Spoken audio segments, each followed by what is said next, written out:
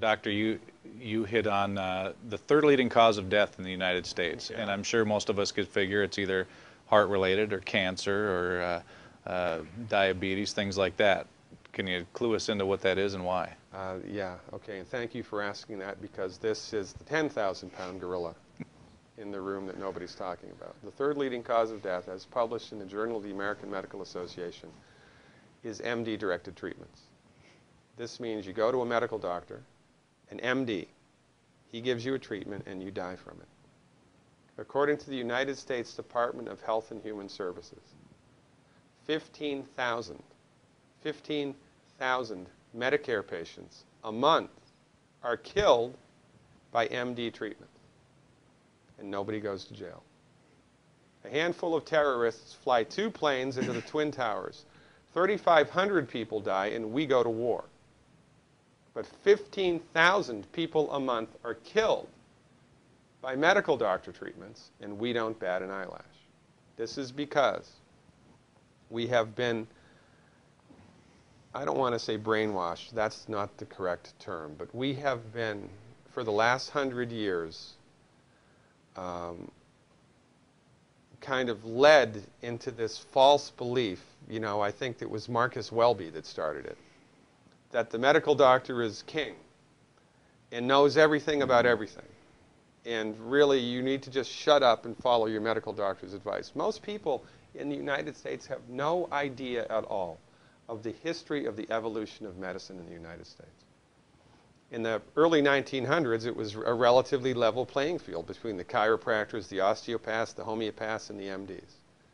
In 1915, 1920, there was something called the Flexner Report.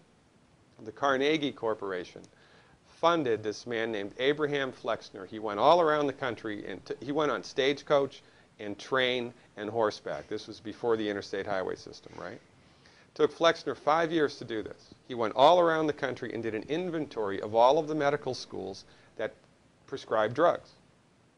He brought the list back to the Carnegies, who own drug companies, and then the Carnegies and the Rockefellers gave millions of dollars of free money to the medical schools and hospitals in the United States that were prescribing drugs.